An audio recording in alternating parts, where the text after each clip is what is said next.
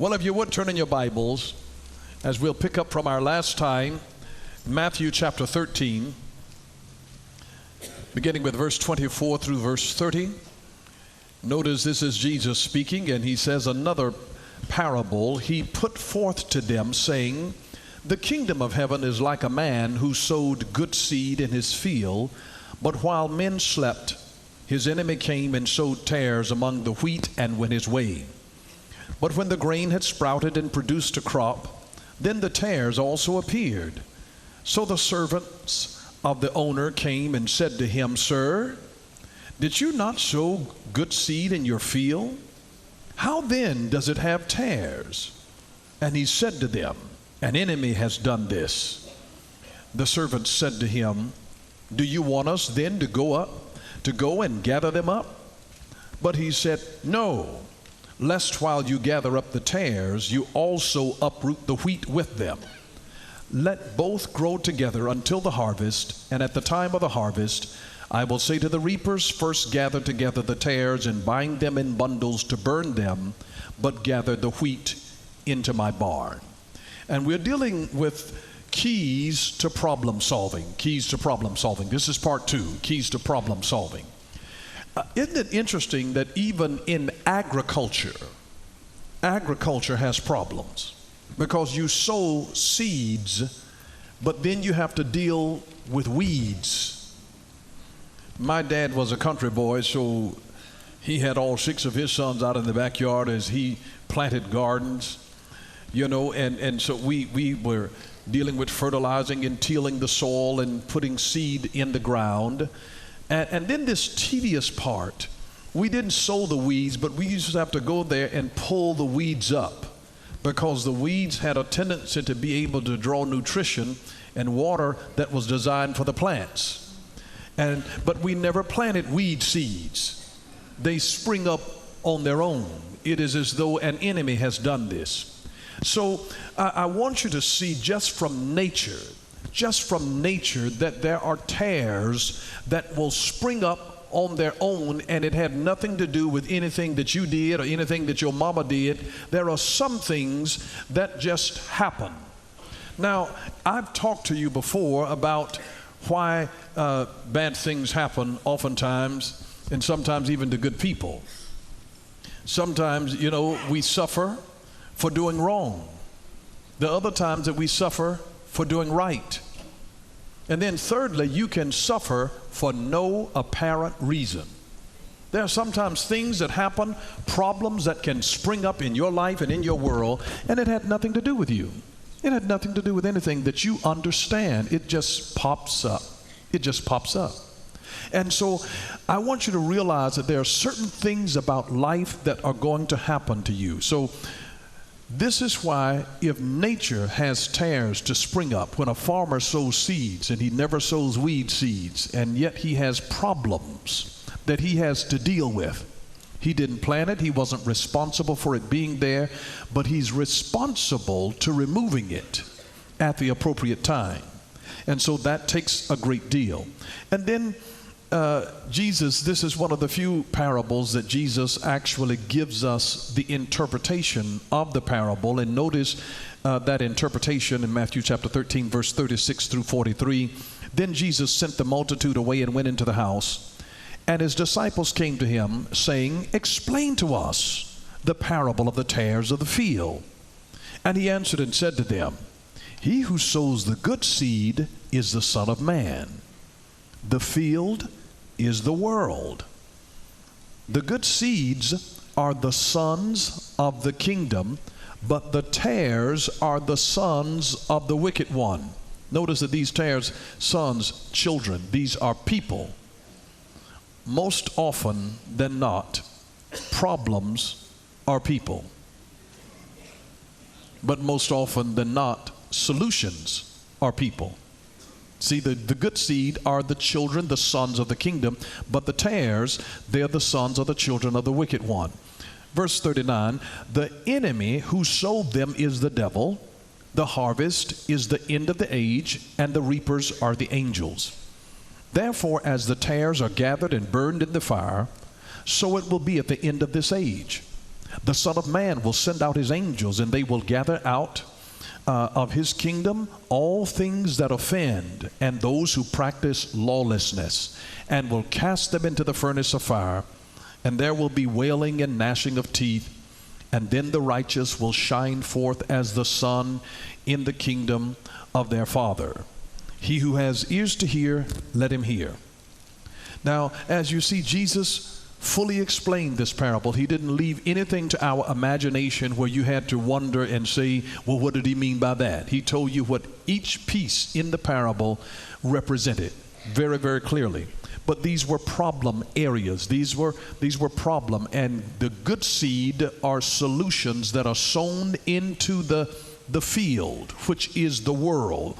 And the key that I wanted you to get through all of this is that problems are normal to life. Problems are normal to life. Sometimes you have a problem. The natural tendency of us as human beings is to try to figure out, why did I have this problem? What did I do to cause this? Problems are normal to life. Well, I was paying my tithes. Listen, problems are normal to life. But I didn't even sin this week. Problems are normal to life. It has nothing to do with anything that you have to do. Problems are normal to life. Good people have problems. Bad people have problems. So they don't discriminate. Problems are normal to life. You can go down a litany of things in Scripture, personalities in Scripture, prophets, apostles, evangelists, great preachers, and they all had problems in life. You know why? Because God is creating an incredible epic story in your life. And in every epic story, there must be an antagonist. There's got to be somebody who's going to be the problem. I mean, when there's Batman, there's got to be a Joker. There's got to be an antagonist that's going to come against you, that's going to work against you, and you're going to have to find a way to be able to deal with that. There are enemies in this world, and it's normal to life. Everybody has problems. Nobody is exempt. So, what we realize that we need in terms of solving problems is that we need wisdom. We need wisdom. Wisdom is the principal thing. And all of your get understanding. So we need wisdom. And then we, just as a brief review, I just want to, I gave you the 3 top ways that I believe that we gain wisdom. Number 1, we ask God for wisdom. We ask God for wisdom. James chapter 1, verse 5 through 8. If any of you lacks wisdom, let him ask of God, who gives to all liberally and without reproach, and it will be given to him. But let him ask in faith with no doubting. For he who doubts is like a wave of the sea, driven and tossed by the wind. For let not that man suppose that he will receive anything from the Lord.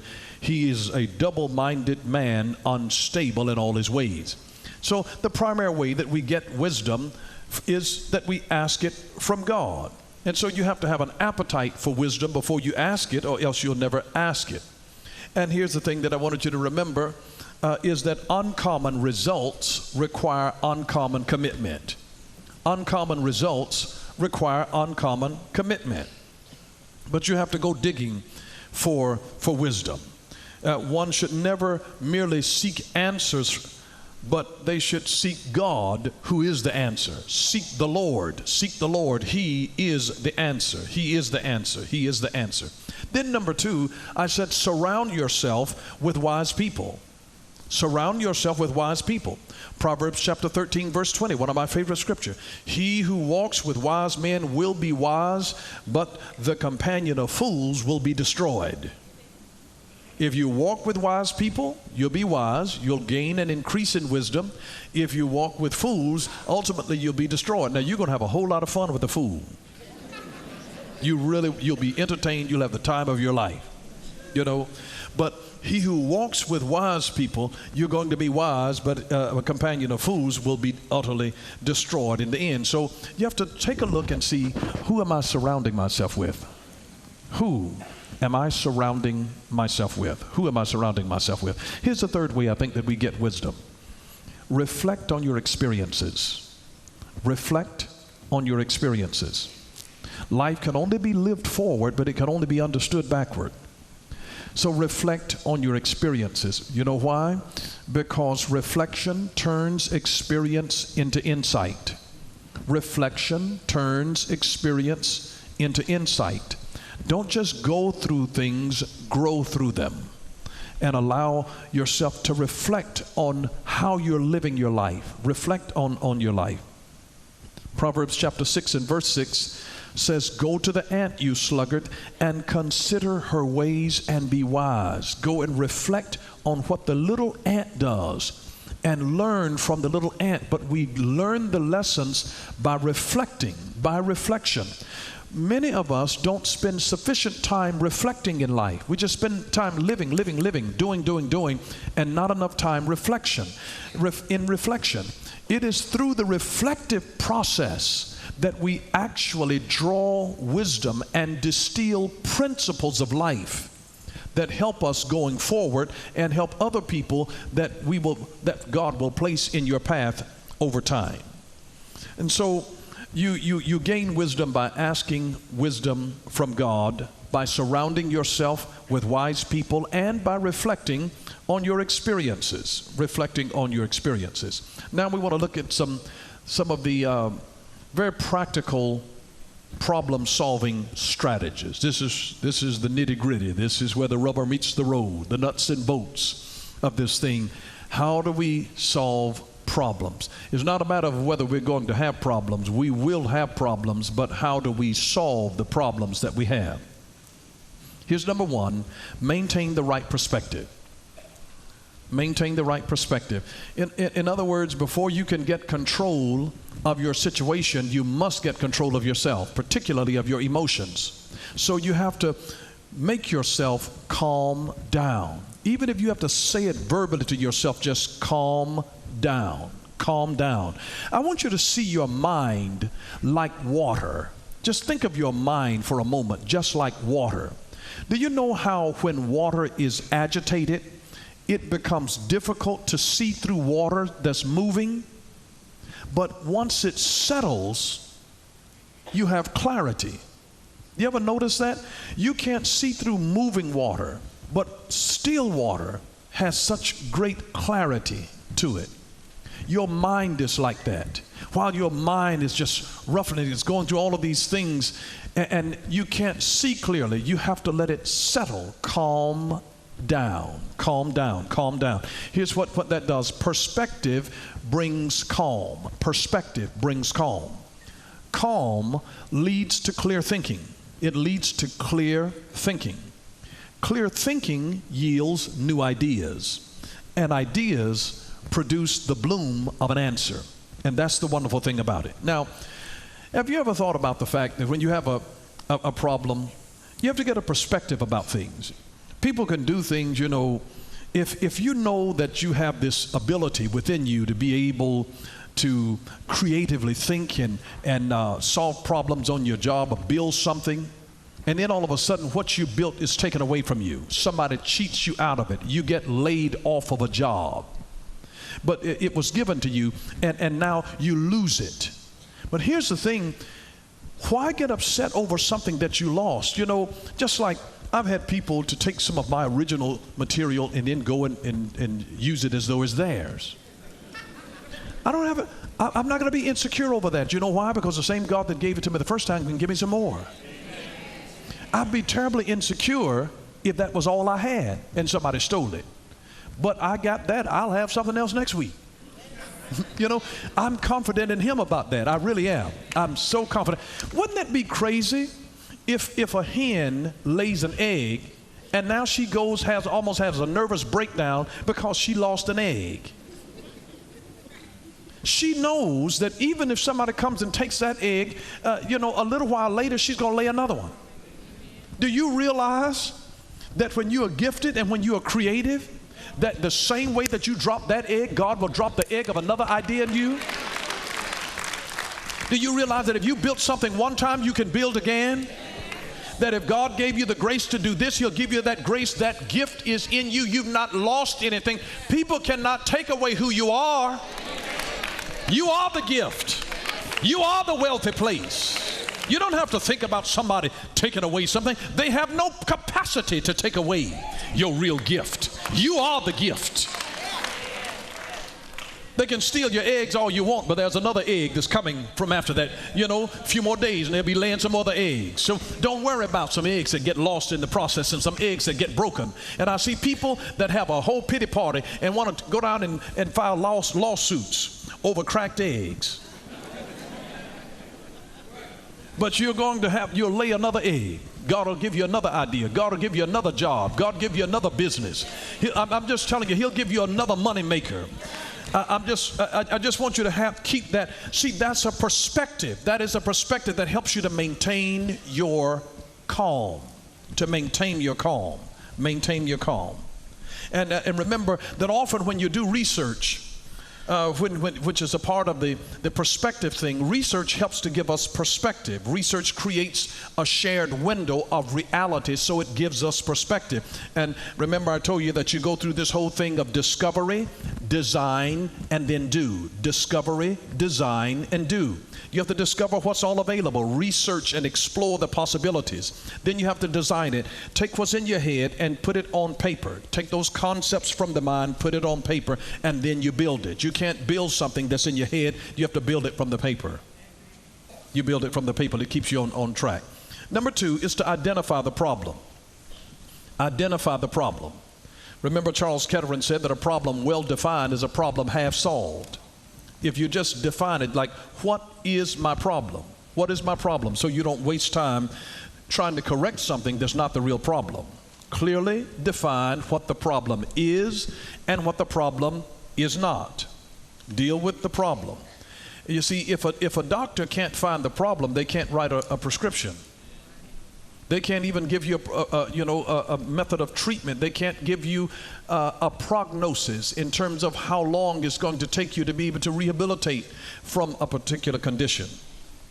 But listen, you can't expect to win unless you know why you lose. So that's why you have to define the problem. Research, analyze, diagnose. Find the problem, define the problem, what it is and what it is not.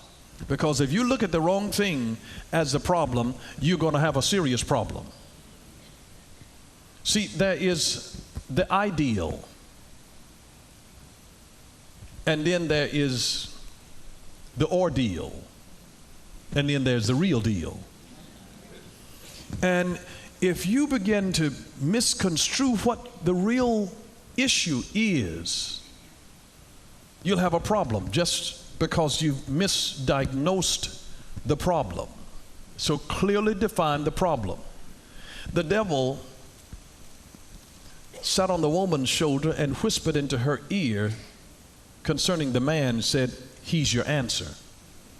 The same devil that told the woman that the man was her answer also got on the man's shoulder and said, "She's your problem."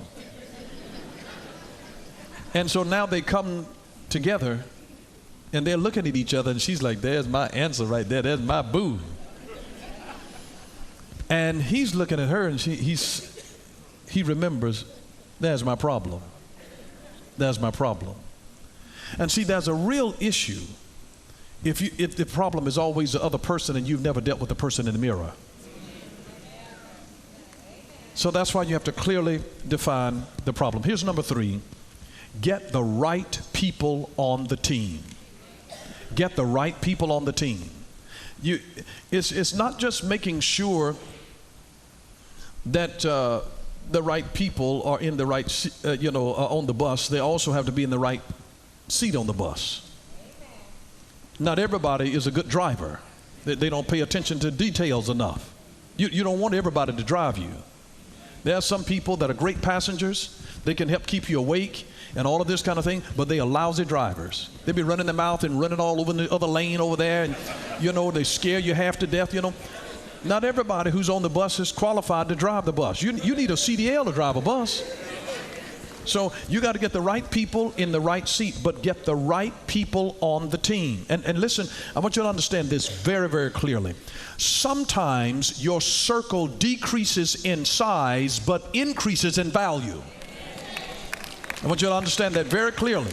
that sometimes you will decrease, your circle will decrease in size, but increases in value.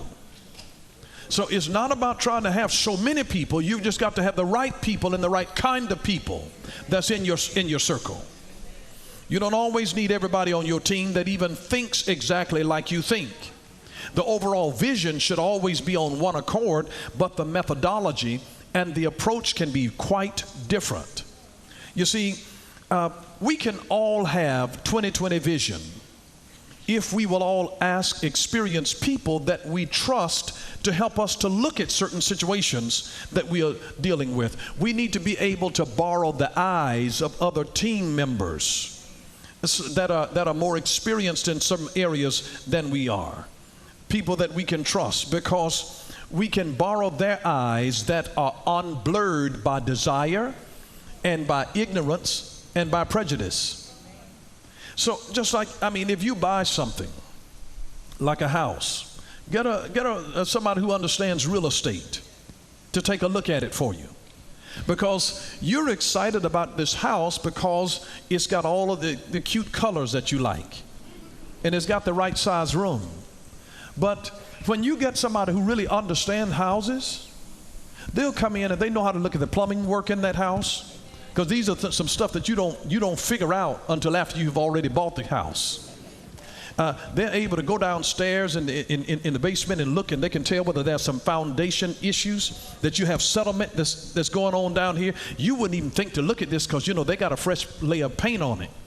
And you can't even see all of this stuff, but they know how to look at some stuff, how the property line slopes down, and now you're going to have, when it rains, the water that's going to come down there, and you're going to deal with some serious irrigation issues on your property through that. But see, you're just looking at the cute little house and the nice carpet and the cabinets that you've always wanted, these kind of cabinets. But you see, the real estate person is not emotionally excited about the house. They are looking at the real issue of what they have there. So they're actually taking their time. You've got to have the right people on the team. It's the same if you're getting ready to go and get a car just because it's the right color and it looks so good on the outside, but what's under the hood? Get a mechanic to go and check it out before you go, because we just go, if it's the color that we like, we just going to get it because it looks good. You want something that performs well.